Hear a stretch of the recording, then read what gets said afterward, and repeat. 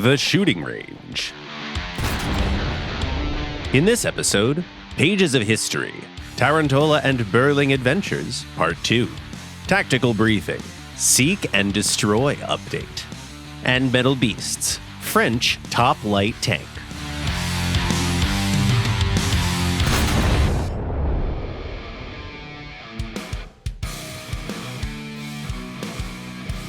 We'd like to continue talking about the hottest new vehicles of this summer, and today we'll focus on the ground vehicles.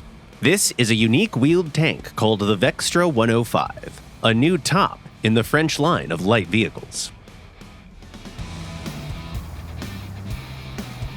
Its layout, size, and mass are very similar to its competition from other nations. Its engine compartment hides a 700 horsepower motor that provides the 28-ton VEXTRA with a pretty high thrust-to-weight ratio, high even for a wheeled tank. Its maximum speed hits an impressive limit of 120 kilometers an hour. Of course, you can only move that fast in perfect conditions, like on hard and flat terrain, but its off-road capabilities are also pretty good. As expected from its class, the VEXTRA can be among the first in getting to key positions or when flanking the enemy.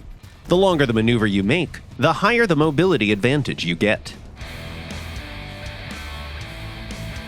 The main caliber of this machine is a two-plane stabilized 105mm cannon.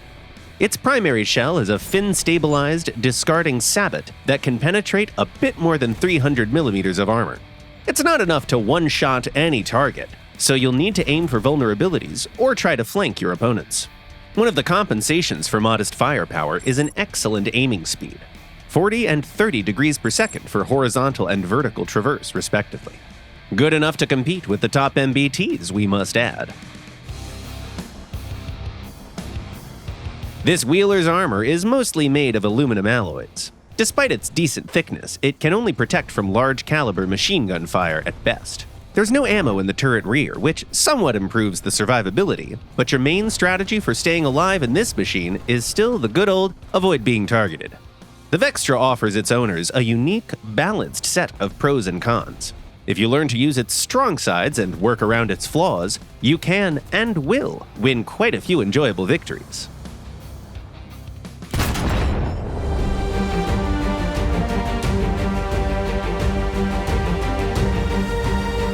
It felt like a cruel joke from fate itself. Ennio Tarantola spent a long time bunking in hospital after that famous battle on October 14, 1942, when he was searching for George Beurling above Malta. But as soon as he recovered, he received terrible news. His entire group was being transferred to Sardinia. No way he could fly to Malta from there. What were they going to do there in the first place? And how could he avenge his friend? However, the skies above Sardinia weren't all quiet either.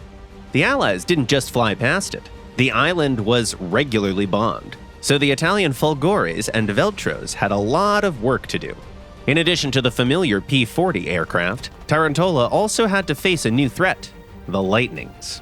These twin-engine machines could climb to altitudes far beyond the reach of the Italian fighters, using this advantage to dive and attack at scary speeds.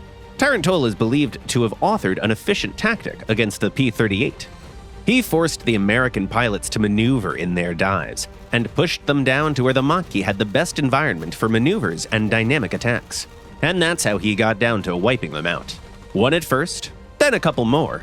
Still, he maintained the hope to meet a Spitfire in the skies, as he stated in his memoirs later. Or rather, the Spitfire. How could he have known that his curses for Beurling managed to reach the target? The Canadian pilot also suffered injuries in that October 14th battle, so he was evacuated from Malta. Only, the B-24 that flew the wounded got caught in a storm and crashed into the waters. Beurling was one of the miraculous survivors. Despite his concussion and multiple fractures, he managed to swim ashore and avoid the sharp rocks. He was facing many months in hospital. Flying or conquering Italy was out of the question, of course. Still, the war went on. Tarantola quickly learned to fly the Fiat G55 and got back to the front lines. His war effort was brief, though. On April 25, 1944, 7 Centauro and 2 Veltro aircraft made a desperate attempt to stop an armada of 100 liberators escorted by half a hundred Thunderbolts. The battle was obviously hopeless. Tarantola's Fiat was basically torn to shreds, while the pilot himself received multiple wounds and could barely escape the falling vehicle. He never returned to the war after that. That seems like the end of the story, right? Peace finally came, old grudges were forgotten and buried deep. Only, on the morning of May 20th, 1948, the distinguished ace Ennio Tarantola was training young pilots at the airbase of Guidonia when he received an order to cancel all flights. An aircraft crashed in Rome, reportedly catching fire soon after takeoff.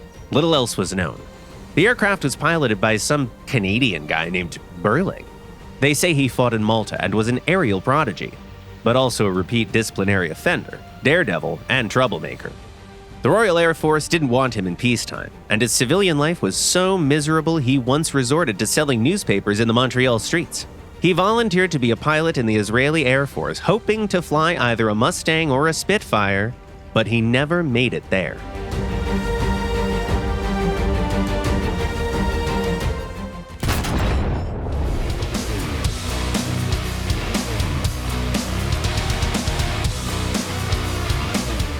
The Seek and Destroy update brought quite a number of small yet important changes to the game.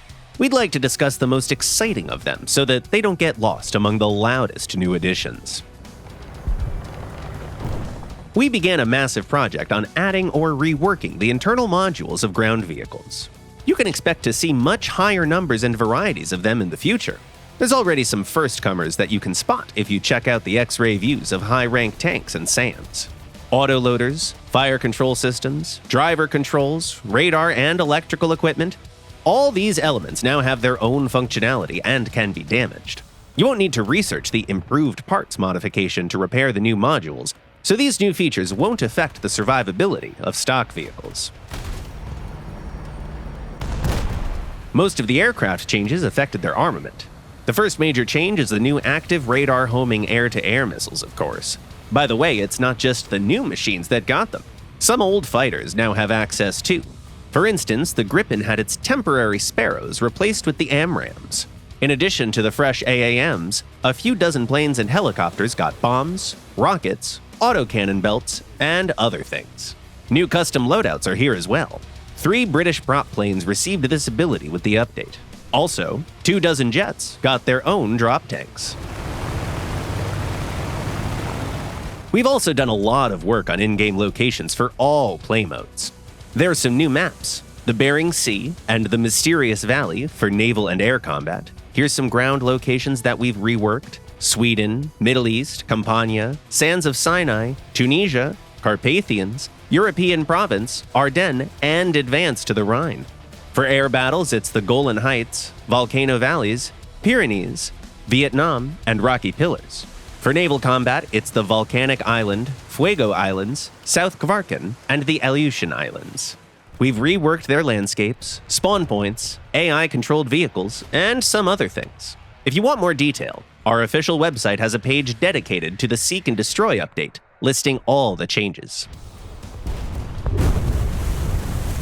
We've also improved the in-game UI. You can now use drag and drop to assign vehicles to crew slots. Try this feature out now. The crew slot panel has also been changed to look simple, sleek, and easy to use. Drones and recon hydroplanes now have a minimap displayed to help you navigate the battlefield. High-rank aircraft with a battle rating of 10.0 and above can now play air battles with a reduced number of players. You can enable this option in the mode selection menu, just like the optional night battles for ground vehicles. We'll talk more about the Seek and Destroy update in the next episodes, but now it's time for us to answer some of the questions from your comments.